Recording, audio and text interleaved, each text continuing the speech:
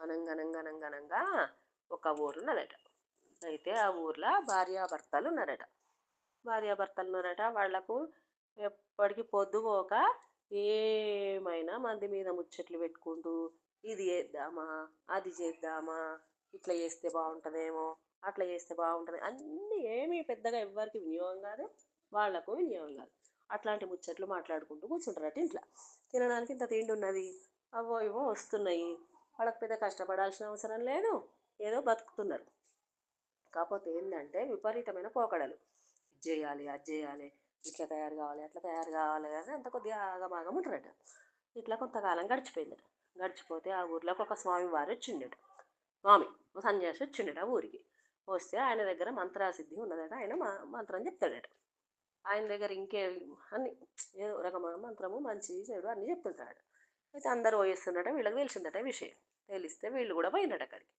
వీళ్ళు కూడా పోయి దండం పెట్టిండట. ఆయనకి ఇంత ఫలమో పండో తీసుకుపోయిండట. ఇచ్చిండట, నమస్కారం చేసిండట.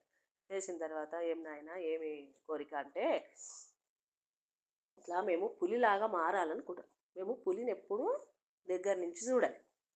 ఎక్కడనో అడవిలో ఉంటుందని విన్నాం కానీ పులిలాగా మారాలని ఉంది స్వామి, మమ్మల్ని పులిలాగా చెయ్యండి అని అడిగాడట. అడగంగానే అమ్మో, పులిలాగా చేస్తే పులిలాగానే అవుతారు, మీరు మనుషులు ఎట్లా అవుతారు? నేను చేసిన అనుకో, వెంటనే నా మీదకి వస్తారు, నన్ను తినేస్తారు. నేను ఎట్లా చేస్తా పులిని మిమ్మల్ని? నాకు ఆ మంత్రం వస్తుంది, కాకపోతే నేను చేయలేను ఇప్పుడు అన్నాడు. చెప్పుండి స్వామి, చెప్పుండి స్వామి అని చెప్పి ఊరికే భార్యాభర్తలు ఇద్దరు ఆయన ఎంబడబడ్డాడట. అయితే ఆయన ఏం చెప్పిండట, మీ భార్యాభర్తలు ఇద్దరికి ఆ మంత్రం చెప్తా, మీరు మీ ఇంటికి పోండి. ఎక్కడ బయట చేసినా మీరు అందులో మళ్ళా ఒక్కళ్ళే పులి కావాలి, ఒకళ్ళు మంచిగా ఉండాలి. మళ్ళీ మారాలి కదా, మరి మారతారా అట్లనే పులిలాగా ఉంటారా? పులిలాగా ఉంటే స్వామివారికి కూడా సన్యాసికి కూడా కష్టమే కదా. ఊరి మీద వాడి అందరూ తింటారు, స్వామి సన్యాసిని కూడా తింటారు లాస్ట్కి అని చెప్పి మీరు ఇద్దరికిద్దరు పులులు కావద్దు. ఒకళ్ళు పులిగా కావాలి, ఒకళ్ళు మంచిగా ఉండాలి. వాళ్ళ మంచిగా మారడానికి ఇంకో మంత్రం ఉంటుంది, మనిషిలాగా మారడానికి ఇంకో మంత్రం ఉంటుంది. ఆ మంత్రం చెప్పించి అక్షంతలు ఇస్తే ఆ అక్షంతలు ఆ పులి నొసల మీద నామాలు ఉంటాయి, ఎందుకంటే గుర్తుపట్టాలి. అన్ని పులుల్లాగా ఉంటే ఒకవేళ బయటకు వెళ్ళిపోయిందట, అడవిలోకి పోయింది అనుకో, అన్ని పులుల్లాగా ఉంటే ఎక్కడ అక్షంతలు వేస్తుంది, ఏరాదు కదా. అందుకని చెప్పి ఆ పులికి నేను మంత్రం చెప్పిన పులిలాగా మారిన పులికి నామాలు ఉంటాయి, ఆ నామాల మీద పడ్డట్టు అక్షంతలు వేయాలి, అప్పుడు మనిషిలాగా మారు అని చెప్పిండట. చెప్పగానే ఆయనతో సరే అని ఒప్పుకున్నది. ఒప్పుకొని అక్షంతలు ఆ మంత్రము అన్నీ ఆయనతో తెలుసుకొని ఇంటికి పోయినాడు. ఇంటికి పోయినట్టు ఇక వాళ్ళకి ఏం పని ఉన్నది, ఏదో కదా ఇదే కదా. ఆయనతో ఏం చేసిండట, ఇక ఆమె ఏమంటుందట, నేను నేను కావాలన్నా మీరైతే ఎవరమన్నా ఒకళ్ళం పులిగా కావాలి, పులిగా కావాలని ఆమె అంటుంది. అంటే సరేలే, సరే సరే నేనే పులిగా మారుతా, నువ్వు ఆ మంత్రం చదువు, కానీ తర్వాత మాత్రం వెంటనే నాకు అక్షంతలు వెయ్యి, లేకపోతే నేను బయటకు వెళ్ళిపోయి ఊరంతా మీద పడి లేకపోతే నిన్నే తింటాను. ఇదంతా భాగవతం ఎందుకే, కాసేపు కాగానే నీకు పులి కోరిక తీరంగానే నిన్నే తింటాను ఆయన, నువ్వు మొదలు పోయి అటక మీద కూర్చో, అటక మీద కూర్చో, ఎందుకంటే అటక మీదకి నేను ఎక్కలేను పులిని అయిన తర్వాత. ఆ, నువ్వు కూర్చొని ఆ మంత్రం చదువు, నేను పులిని అవుతా, చూడు కాసేపు, చూడంగానే మళ్ళీ అక్షంతలే వెంటనే వెయ్యి అని చెప్పిండట భర్త. సరే సరే అని ఆ భార్య అన్నదట. పోయిందట, నిచ్చెన వేసుకుందట, మంచిగా అక్క మీద ఎక్కిందట, ఆ నిచ్చెన కిందికి పడేసిందట. ఆయన అట్లే ఉంటే పులి ఎక్కడ వస్తుంది భయం మనకు. కింద పడేసింది. కింద పడేసి ఆయనతో కూర్చొని మంత్రం చదివింది. మంత్రం చదవంగానే ఆయనతో భర్త పులి అయిందట.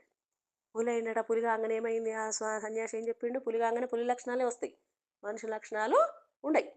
మొత్తం పులి లక్షణాలే వస్తాయి, అందరిని మీద పడి రక్కుడు తినుడు గోల చేసుడు ఇదంతా ఉంటుందని చెప్పిండ. అట్లనే ఆ పులి చేస్తుందట, గాంటిస్తుందట, ఇటు ఉరుకుతుందట, అటు ఉరుకుతుందట, ఇంట్లో ఉన్న సామాను అంతా పడేసిందట, ఆగమాగం చేస్తుందట. ఈమెకు మళ్ళీ వెంటనే అక్షంతలు వేద్దామన్న ఆలోచన రాలే, ఇక భయపడుతుంది, గజగజ గజగజ వణుకుతుందట పైన. అమ్మో పులి అంటే గిట్లు ఉంటుందా, ఎక్కడి నుంచో దూరంలో ఎక్కడో ఉంటుందని విన్నాం కానీ ఇక్కడ దగ్గర నుంచి చూసే వరకు ఆమె దగ్గర ముచ్చుకొని గజ గజ వణుక్కుంటూ ఏడుస్తుందట పైన. అక్షంతలు వేద్దామని అప్పుడు ఆలోచన వచ్చిందట. ఆ మంత్రం గుర్తుకొస్తలేదట పాపం ఆమెకు. మంత్రం గుర్తుకొస్తలేదట, అక్షంతలు వేయడానికి చేతులు వస్తలేవట. ఆయనతో పులి ఏం చేసిందట, ఇటు అటు ఉరికిందట. ఆయనతో వెనక డోర్లు పలత పలతగానే ఉంటాయి కదా, అవి ఆయనతో పాటమని కొట్టేసి ఆ పంజాతోటి కొట్టేసి పులి బయటకు వెళ్ళిపోయిందట. బయటకు వెళ్ళిపోయిందట. ఊరంతా గందరగోళం చేసిందట. ఊర్లందరూ తెలిసిపోయిందట, పులి వచ్చింది, పులి వచ్చింది, పులి వచ్చిందని చెప్పి దాన్ని కర్రలతోటి రాళ్ళతోటి కొడితే ఆయన అడవిలోకి వెళ్ళిపోయిందట. అడవిలోకి వెళ్ళిపోయిన తర్వాత ఇక్కడ ఈ విషయం ఆ విషయం పోయి రాజుగారికి తెలిసిందట. రాజుగారికి తెలియంగానే ఇక రాజుగారు ఏం చేస్తాడు, వేటకు రావాల్సిందే ఇక, ఆయన తప్పదు ఇక. ఇట్లాంటి పరిస్థితులలో రాజులు వేటకు బయలుదేరుతారు. అయితే ఈమె భార్య ఇంట్లోనే ఉన్నది కదా, ఇక అటక మీదనే కూర్చుందట. ఇక ఆమె వశమే తెలియదు, ఇక టెన్షన్ అవుతుందట, ఏడుస్తుందట బాబు. ఆమెకు దిగడానికి దిగొస్తలేదు. ఇంతట్లకు వాళ్ళ అన్ననో తమ్ముడో ఆ ఊర్లోనే ఉంటారట. ఆయన వచ్చిండట ఇంటికి. వచ్చే వరకు ఏముంది, ముందు డోర్ దిగి కొడితే రాదు ఇంతకు, వెనుక నుంచి చూసే వరకు డోరు వాళ్ళకి పలిగిపోయినదట. లోపలికి వచ్చి చూస్తేంది ఇల్లంతా గందరగోళం ఉందట. అక్క ఏడుపు మీద వచ్చిందట. పైగా అటు ఇటు చూసే వరకు పైన అటక మీద కూర్చొని ఉన్నదట. అయ్యో అక్క ఏమైందే గిట్లున్నవేంది అంటే విషయం అంతా చెప్పిందట. చెప్పంగానే అయ్యో ఇది నువ్వు చేసిన పనేనావే తల్లి, ఊర్లోకి పులి వచ్చింది పులి వచ్చిందని చెప్పి అందరూ అంటున్నారు, రాజుగారికి కూడా తెలిసింది, ఆయన వేటకు బయలుదేరిండు, ఇప్పుడు ఆ పులిని చంపేస్తారు, పులిని చంపేస్తారు. బావనే పులి అని నాకు తెలియదా, ఇంత పని చేసినవి అక్క అని చెప్పి అక్కను బాగా తిట్టిండట. తిట్టి ఆయనతో నిచ్చెనేసి ఆమెను మెల్లగా దించి ఇంత మంచి నీళ్ళు ఇచ్చి తినడానికి ఇచ్చి కూర్చోబెట్టిండట. కూర్చోబెట్టిన తర్వాత ఆయనతో కూర్చుందట. ఇక పాపం ఏడ్చుకుంటూ కూర్చుందట. అయ్యో ఆ పులిని రాజు చంపుతాడో ఏమో, మనుషులు చంపుతారో ఏమో, ఊరుకుంటారా మరిగా, మృగమాయేదిగా ఊరుకుంటారా. ఈమె ఏం చేసిందట, సరే ఆ తమ్ముడిని తోలుకొని మెల్లగా రాజుగారి దగ్గరికి పోయిందట. రాజుగారి దగ్గర పోయి విషయం మెల్లగా చెప్పిందట.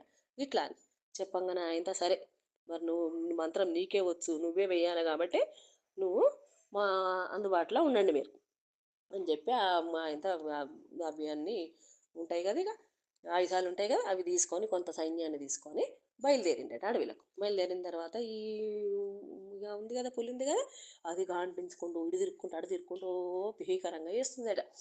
చేస్తుంటే ఇంతట్లకి ఈ రాజుగారు ఏం చేసిండట చూద్దాం, ఒకసారి ఇటు అటు ఇటు చూద్దామని చెప్పి బయటకు వచ్చి అటు నిలబడ్డాడు, చెట్ల కింద నిలబడ్డాడు. సైన్యం దూరం దూరం పోయినాడ. ఆ ఆ సింహము ఆ పులి వచ్చిందట, రాజుగారి మీద పడ్డదట. రాజుగారి మీద పడ్డదట. పడంగానే ఆయనతో ఆమెకు భయం భయం అవుతుంది, గజగజ గజ వణుకుతుంది. ఆమె గుర్తుపట్టింది, నామాలు ఉన్నాయి, ఆ పులికి నామాలు ఉన్నాయి. మెల్లగా మంత్రం చదివిందట, అక్షంతలు తీసిందట, ఆ పులి మీద చల్లిందట. వెంటనే ఆ పులి మనిషి రూపం దాల్చిందట. ఈ రాజుగారు కళ్ళు మూసుకుండట. పులి ఎంత రాజైనా భయం అవుతుంది కదా. కళ్ళు మూసుకొని కళ్ళు మూసుకున్నాడు. మూసుకున్న తర్వాత ఆయనకి ఏమనిపించిందట, పడ్డది పులి, తర్వాత అలకగా అయిపోయిందట, మనిషిలాగా అనిపిస్తుందట. కళ్ళు తెరిచిందట. మనిషి బ్రాహ్మణుడు, మనిషి ఉన్నాడట. అయ్యో నేను ఇంతట్లో కొంచెం సేపు అయితే నేను చంపుదు, ఎంత నేను పాపం కట్టుకుందు అని చెప్పి అంటుంటే ఆయనతో ఇంతట్లోకి ఈ బావ మరి ఉన్నాడు కదా, ఆ అక్క, ఇద్దరు ఆయన రాజుగారి దగ్గరికి వచ్చిండట. అమ్మా నువ్వు చేయంగా నేను బతికినా ఇవాళ, ఇవాళ రాజుగారు నువ్వు చేయంగా నేను బతికినా, ఎంత మంచి పని చేసినావు తల్లి, ఆ క్షణం నీకు ఆ మంత్రం యాదికొచ్చుడు. మీరు మొదలు అత్యుత్సాహానికి పోయి ఆ మంత్రం నేర్చుకొని పులిలాగా అవుడు తప్పమ్మా, అట్లాంటివి మీరు చేయకుండా ఎప్పుడు కూడా.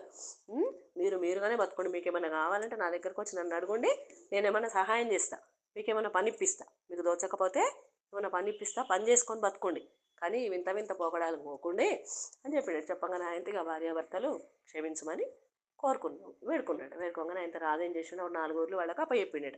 ఈ 4 ఊర్లు చేసుకుంటూ హాయిగా బతుకోండి, ఏ వెడి పోకడాలకు పోకండి అని చెప్పిండు. చెప్పగానే ఆయనకి రాజుగారి వేట ముగించుకొని తన నగరానికి వెళ్ళిపోయినట్టు. ఈ భార్యాభర్తలు ఆ బావమరిది కూడా వాళ్ళ ఇంటికి వచ్చి ఆ 4 ఊర్లు వాళ్ళు ఏలుకుంటూ హాయిగా సంసారాన్ని సాగించినట. కథ కంచికి మనం ఇంటికి.